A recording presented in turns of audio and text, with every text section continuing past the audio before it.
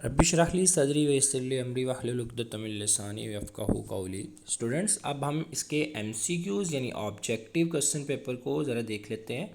तो इसके अंदर अगर हम गौर करें तो हमारा पहला क्वेश्चन जो था, a computer chip is made of, ये एक्सरसाइज इसमें साइड इन्फॉर्मेशन में आपको मिल जाएगा। तो इसका ऑप्शन सिलिकॉन होना था, यानी अल्फ़ा ऑप्शन ही इसका बनेगा।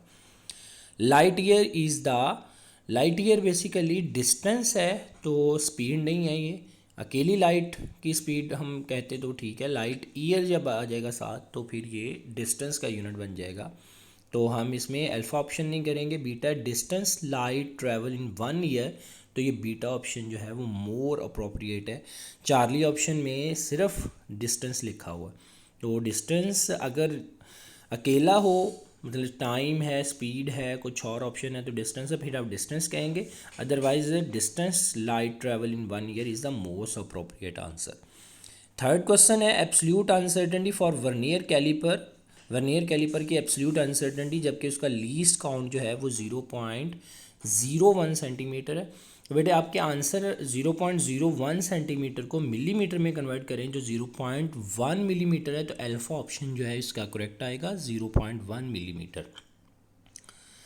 ये कुछ नंबर्स हैं जिनको हमने मल्टीप्लाई करना है, और मल्टीप्लिकेशन का ये रूल होता है कि आपका आंसर लीस्ट सिग्निफिकेंट फिगर में आना चाहिए। तो इसका आंसर जो है वो 108.7983 लिखा हुआ है। इसको राउंड ऑफ करेंगे, 3 सिग्निफिकेंट फिगर तक आना चाहिए। चूँकि आपकी गिवन अमाउंट में 5.47 में 3 सिग्निफिकेंट हैं, 19.89 में 4 सिग्निफिकेंट हैं, तो लीस्ट सिग्निफिकेंट में आपका आंसर 3 में आना चाहिए। तो हम अल्फ़ा ऑप्शन में देखते हैं 4 सिग्निफिकेंट, बीटा में 4, चार्ली में 3 और डेल्टा में 5 हैं। तो हम चार्ली ऑप्शन जो है वो करेक्ट मानेंगे। क्वेश्चन नंबर 5 है error in a measurement of a radius of sphere is 1%, error in calculated value of volume. तो बेटा रेडियस के क्यूब के ऊपर वॉल्यूम डिपेंड करता है, तो आप क्यूब को यानी 3 पावर को मल्टीप्लाई 1 कर देंगे तो इसका आंसर 3% आएगा। चार्ली ऑप्शन करेक्ट होगा। क्वेश्चन नंबर 6 है when water fall from tap cross sectional area decreases due to, ये साइड इन्फॉर्मेशन है चैप्टर नंबर 6 की, और बर्नौली इक्वेशन के एप्लीकेशंस में है ये। तो वो डिक्रीज़ कर जाएगा, डिक्रीज़ ऑफ एरिया, चूँकि स्पीड इंक्रीज़ करेगी और एरिया जो है वो डिक्रीज़ कर जाएगा। तो हम इसमें cross sectional area decreases due to increase in speed करेंगे, बीटा ऑप्शन इसका करेक्ट होगा। बंसन बर्नर वर्किंग प्रिंसिपल बेटा इसका जो है वो हमारे पास टॉरिसेली थ्योरम इसका प्रिंसिपल है, बर्नौली इफेक्ट भी है, लेकिन जो मोस्ट अप्रोप्रिएट है वो हम टॉरिसेली थ्योरम के बारे में यहाँ पे लिखेंगे।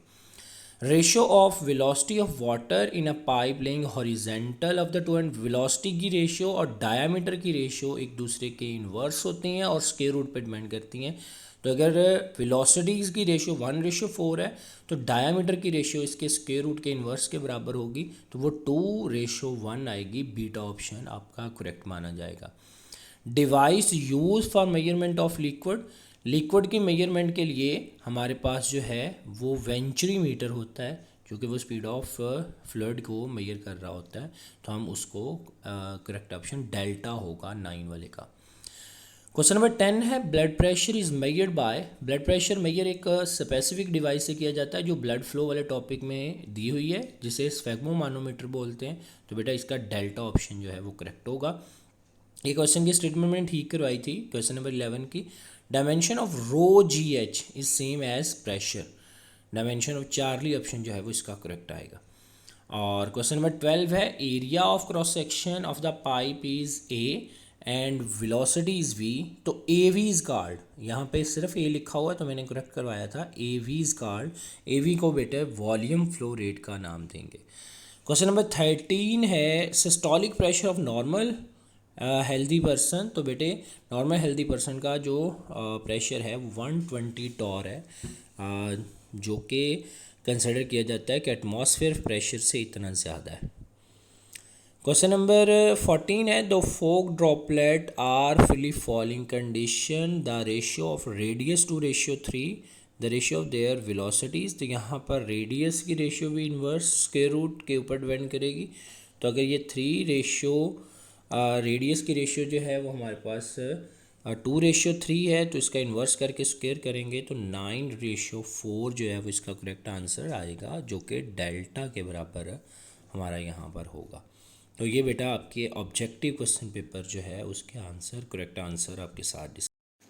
अस्सलाम वालेकुम डियर स्टूडेंट्स, आज हम चैप्टर नंबर 1 और 6 का टेस्ट डिस्कस कर रहे हैं, जो हमारा फास्ट ट्रैक का टेस्ट नंबर 1 है। हमने इसमें देखना है कि how many years in 1 second, ये हमारा क्वेश्चन नंबर 2 है शॉर्ट क्वेश्चंस का।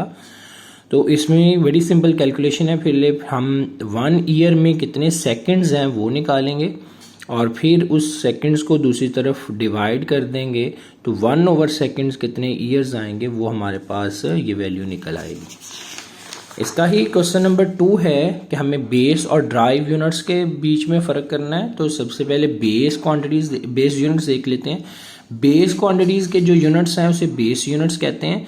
आप इसको ऐसे भी डिफाइन कर सकते हैं कि ऐसे यूनिट्स जिनसे बाकी यूनिट्स ड्राइव हों और वो खुद किसी से ड्राइव ना हो, उनको बेस यूनिट्स का नाम दिया जाता है। और उसके कुछ एग्जांपल्स, ड्राइव यूनिट्स जो बेस यूनिट से ड्राइव हो रहे हैं और ड्राइव क्वांटिटीज़ के हों, उनको ड्राइव यूनिट्स का नाम देंगे। ये क्वेश्चन काफ़ी स्टूडेंट्स का गलत हुआ है। इसमें मल्टीप्लिकेशन और डिवीजन करने के बाद आपने राइट सिग्निफिकेंट फिगर में अपना आंसर लिखना है और इसमें 10 की पावर 2 को मिस नहीं करना। जिस स्टूडेंट ने ये 10 की पावर मिस की हुई है उसका आंसर करेक्ट नहीं है। 10 की पावर को आपने अलग सॉल्व करना होता है और मल्टीप्लाई डिवाइड करके अलग सॉल्व करना है, और फिर हमने ये देखना है कि इसमें कितने कितने सिग्निफिकेंट है और जो लीस्ट सिग्निफिकेंट में है आपका आंसर उसमें आना चाहिए। इसके बाद प्रिसीजन और एक्यूरेसी है।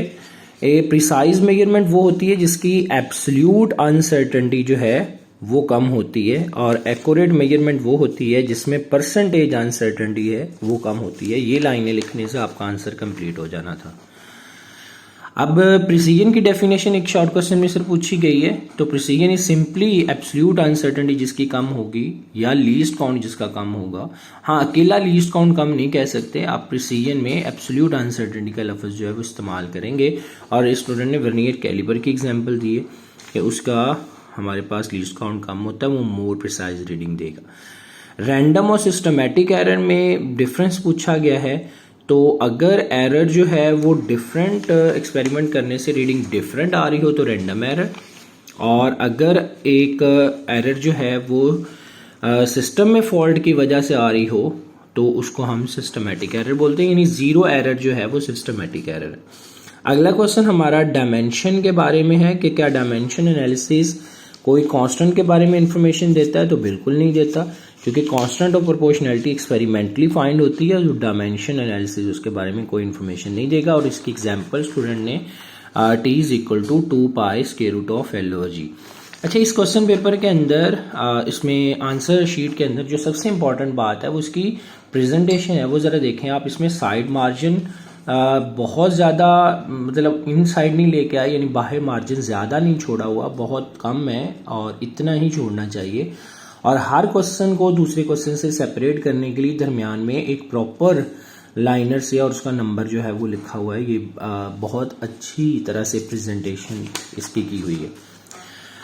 अच्छा, इसके बाद हमारे पास बर्नौली रिलेशन है, उसकी डेफिनेशन हम लिखेंगे। बर्नौली रिलेशन की डेफिनेशन लिखने के बाद हम उसमें ये सेट कर रहे होंगे कि हमारे पास ये कांस्टेंट जो है इसकी इन तीनों प्रेशर का सम जो है वो आ रहा है, और इसकी कुछ एप्लीकेशंस हैं वो हम अगले पेज पे लिख देंगे। फिर उसके बाद हमारे पास है उससे अगला क्वेश्चन कि क्या कोई डेंजर है ट्रेन की तरफ फॉल करने की? तो यस, ये बड़ा ही आसान शॉर्ट क्वेश्चन था, क्योंकि अगर pressure between person and train कम हो जाता है तो बर्नौली इक्वेशन के according where speed is high pressure will be low. उससे अगले क्वेश्चन में कोई लंबी चौड़ी कैलकुलेशन नहीं थी, सिर्फ हमने एब्सोल्यूट परसेंटेज अनसर्टेनिटी निकालनी थी। हमें लीस्ट काउंट और मेजर्ड वैल्यू जो है वो दी जा चुकी हैं, उसके अकॉर्डिंग हम सॉल्व कर लेंगे। उससे नेक्स्ट क्वेश्चन में विस्कोसिटी की डेफिनेशन थी, उसका फॉर्मूला और ईटा की वैल्यू आप बता देंगे, कोएफिशिएंट ऑफ विस्कोसिटी।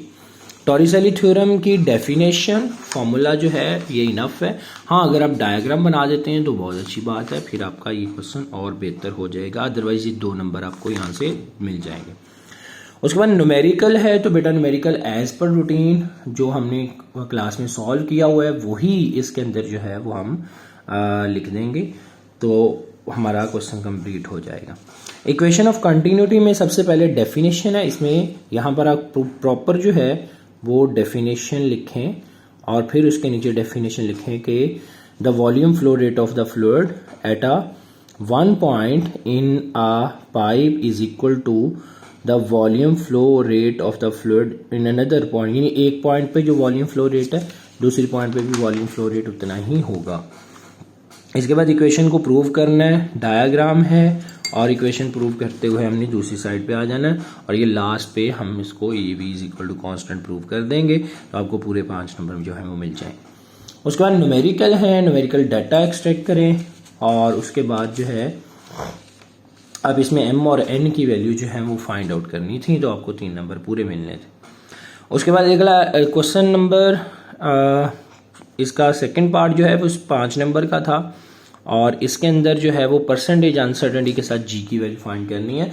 अब इस स्टूडेंट ने अगर सिर्फ जी की वैल्यू फाइंड की हुई है, परसेंटेज अनसर्टेनिटी नहीं, तो इसको पूरे नंबर नहीं मिले, इसको 2 मार्क्स जो हैं वो इसमें दिए गए हैं। ठीक है, अगर आप परसेंटेज अनसर्टेनिटी के साथ लिखेंगे तो फिर आपको पूरे नंबर जो है वो दिए जाएंगे। Thank you very much.